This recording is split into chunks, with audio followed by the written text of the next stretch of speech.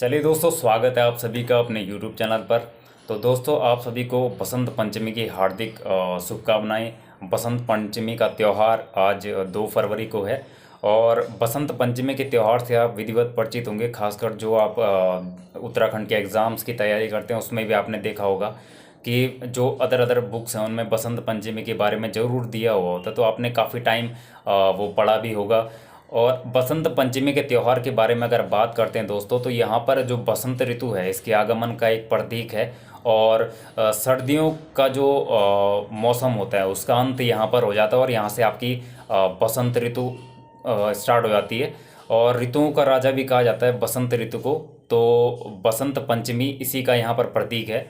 इस टाइम पे जो है जो हिंदू धर्म के लोग हैं वो सरस्वती माता की पूजा करते हैं, क्योंकि वो आपकी संगीत, भाषा, ज्ञान और शिक्षा की देवी होती है। तो सभी कलाओं में निपुण हमारी जो सरस्वती माता, सरस्वती देवी जो होती है उसकी हिंदू धर्म के लोग उसकी पूजा करते हैं और मनोकामना करते हैं कि वो संगीत, शिक्षा, ज्ञान इत्यादि क्षेत्रों में उत्कृष्टता प्राप्त कर सकें और सर्वोच्च को प्राप्त कर सकें, और इसीलिए वो सरस्वती माता की आराधना करते हैं।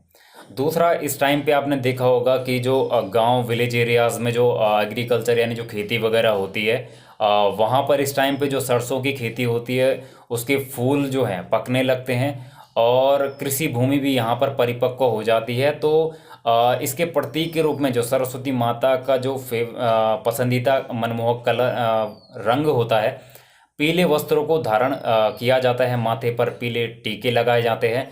और कहीं ना कहीं ये एक प्रतीक होता है, क्योंकि सरसों के फसल जो यहाँ पे पकने लगते हैं उसके पीले फूल आपने देखे होंगे गांव के खेतों में। तो एक प्रतीक होता है कि इस टाइम पे सरसों के फूल पक रहे हैं, तो बसंत ऋतु का आगमन यहाँ पर हो चुका है। तो पीले वस्त्र धारण करते हैं, पीले टीके लगाते हैं, गाँव इत्यादि में भ्रमण करते हैं। जो हमारे विलेज एरियाज हैं ऊपर के, जैसे आपने नीचे के प्लेन एरियाज में तो इतना दिखता नहीं है इसका महत्व, लेकिन ऊपर के अगर विलेज एरियाज में आप देखेंगे तो बहुत लगाव से, बहुत मन से मनाते हैं गांव के लोग। और गांव के लोगों ने कहीं ना कहीं उत्तराखंड के कल्चर को, उत्तराखंड की संस्कृति को कहीं ना कहीं संजोए रखा है। और कहीं ना कहीं माने तो उत्तराखंड की संस्कृति अगर आज के समय में विराजमान है तो गांव के लोगों का उसके पीछे बहुत बड़ा हाथ है। हमारे जो विलेज एरियाज के लोग हैं उन्होंने कहीं ना कहीं संस्कृति को संजोए रखा है, क्योंकि लगातार वो उस फील्ड में काम करते रहते हैं, उनको पता है कि उस चीज़ का महत्व कितना है। तो इसलिए इस टाइम पे सरस्वती माता काफ़ी की आराधना की जाती है।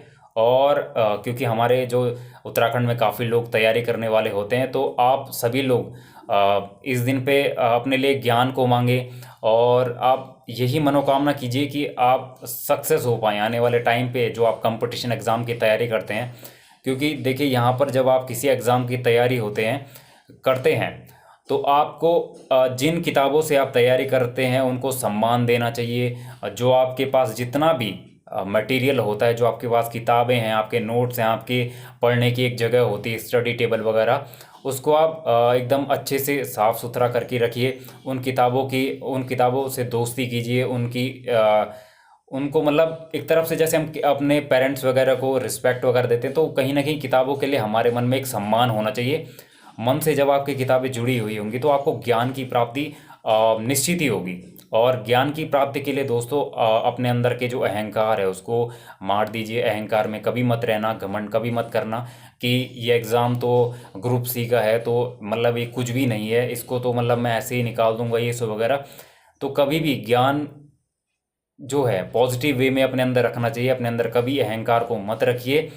ज्ञान एक ऐसी चीज़ है जो एक महासागर है, एक अनंत सागर है। आपको ज्ञान किसी से भी सीखने को मिल सकता है। आप अपने छोटी एज से भी सीख सकते हैं, आपसे जो बड़ी एज के लोग हैं आप उनसे भी ज्ञान की बातें सीखिए। ज्ञान जितना आप अर्जित कर सकते हैं उतना आप अंदर ज्ञान को रखिए। और इसी के साथ आप सभी को बसंत पंचमी का जो ये त्यौहार है इसकी हार्दिक शुभकामनाएं। मैं उम्मीद करता हूँ आने वाला जो 2025 का ये साल है, क्योंकि काफ़ी वैकेंसीज इस टाइम पे हैं और नोटिफिकेशन आपको पता है आ ही रहे हैं, आप तो किसी न किसी विज्ञप्ति में आपका सिलेक्शन जरूर हो पाए। मेरी मनोकामना आपके साथ है और गाइडेंस के लिए मैं आपके साथ हूँ। कोई भी गाइडेंस आपको चाहिए होती तो आप कमेंट बॉक्स में कमेंट कर सकते हैं। लगभग जो भी मेरे को व्हाट्सएप पे मैसेज वगैरह करते हैं मैं उनको लगभग गाइड कर रहा हूँ कि आपको किस तरीके से तैयारी करनी है, कुछ लोगों का टाइपिंग का है, टाइपिंग किस तरीके से करना है, कुछ लोगों का फॉरेस्ट्री से रिलेटेड है कि वन दरोगा वगैरह की जो तैयारी है वो किस तरीके से करनी है। तो लगभग जिसकी जो भी नीड है उसको मैं गाइड जरूर कर रहा हूँ अपनी तरफ से, क्योंकि हम भी उसी फेज़ से गुजरे हैं। एग्ज़ाम का जो फेज़ है दोस्तों वो उस फेज़ से हम गुजरे हैं, इसलिए पर्सनली मैं टच हूँ, मतलब कि एक एस्पिरेंट की लाइफ कैसी चलती है, किस तरीके से उसके ऊपर एक फैमिली प्रेशर होता है। क्योंकि जब आप घर में बैठ के एक तैयारी कर रहे होते हैं ना, तो आपके जो अगल बगल जो गांव के लोग हैं, जो विलेज एरियाज जैसे आपको गए, आप शहरों में रहते हैं, खैर शहरों में तो इतना ध्यान नहीं देते हैं, लेकिन जब आप एक कमरे में बंद होकर तैयारी करते हैं, जब आपको धीरे धीरे टाइम होने लगता है, जैसे आपको 6 महीने 7 महीने हो गए ना, तो उसके बाद आपके ऊपर एक प्रेशर बन जाता है। एक फैमिली की एक्सेप्टेशन आपसे होती है कि हमारा जो लड़का है या लड़की है वो तैयारी कर रही है, वो निकलेंगे। एक आपके पास ये प्रेशर हो गया, तो ये तो खैर इतना नहीं होता है, क्योंकि फैमिली आपकी सपोर्टिव इतनी होती है कि चलो मेहनत कर रहा है और पढ़ रहा है, हमारी आंखों के सामने हमें दिख रहा है कि अपना समय बर्बाद नहीं कर रहा है, तो उसने मेहनत की है, मगर अगर उसका सिलेक्शन नहीं भी हुआ तो कोई बात नहीं। लेकिन जो बाहर का जो समाज होता है, जो आपके इर्द गिर्द रहने वाले लोग होते हैं, जो आपके दोस्त वगैरह होते हैं, कुछ आपको पता है दोस्त भी अलग अलग टाइप के होते हैं, कुछ सपोर्टिव होते हैं, कुछ आपको सक्सेसफुल नहीं देखना चाहते हैं, ठीक है, तो ये बात तो है अलग टाइप की। लेकिन जो आपका समाज है, जो आपका गांव है दोस्तों, जब क्योंकि एक टाइम के बाद पता चल ही जाता है कि गांव में कौन है जो तैयारी कर रहा है, कोई दिख नहीं रहा है बहुत टाइम से, तो गांव के लोगों का आपके प्रति तो दृष्टिकोण है, क्योंकि कुछ लोग पॉजिटिव होते हैं, कुछ नेगेटिव होते हैं।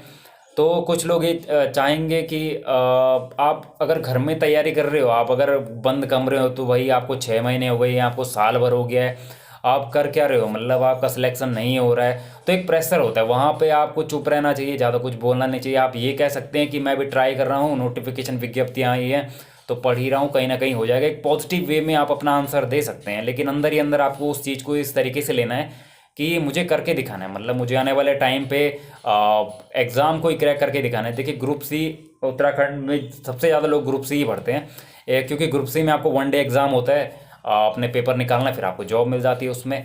तो ठीक है, तो इसीलिए क्राउड बहुत होता है। हमारे जो समाज है वो, उसमें कुछ अच्छे लोग होते हैं, कुछ आपको सपोर्ट भी करेंगे कि चलो भाई इस भर्ती में आपका नहीं हुआ, अगले वाली भर्ती में आपका हो जाएगा, अगली में नहीं हो तो उसके अगली में, क्योंकि ज्ञान जब आप ले रहे हो तो कहीं ना कहीं आपका हो ही जाएगा, ठीक है।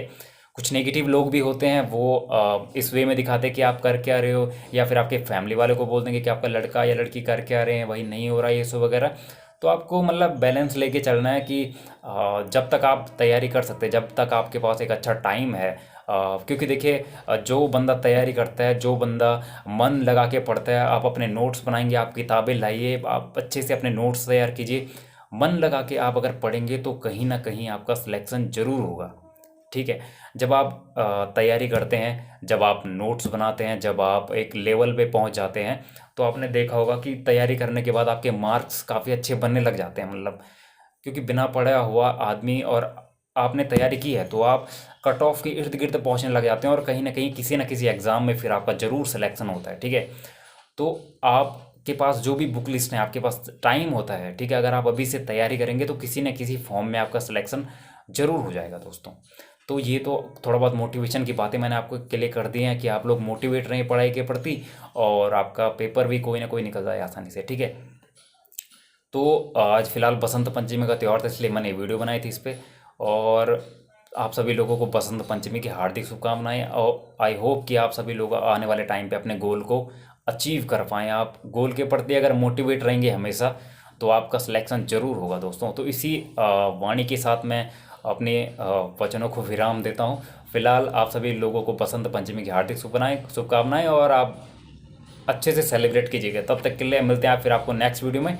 टाइपिंग पे वीडियो बना रहा हूँ, प्लेलिस्ट उसकी है, तो आप जाके चेक कर लीजिएगा किस तरीके से आपको फिंगर सेट करनी है आपको, ठीक है। वो मैंने पिछली वीडियो बताई है आपको कि फिंगर्स किस तरीके से आपको रखनी है कीबोर्ड पे, तो प्लेलिस्ट बनाई हुई है मैंने UKSSC हिंदी टाइपिंग के, उसमें सारे टाइपिंग की वीडियोज़ डाल रहा हूँ, ताकि फ्यूचर में भी अगर किसी को टाइपिंग करनी हो तो प्लेलिस्ट में जाके टाइपिंग सीख पाए। तो दोस्तों मिलते हैं आपको नेक्स्ट वीडियो में, तब तक के लिए धन्यवाद। चैनल को लाइक शेयर सब्सक्राइब जरूर कीजिएगा।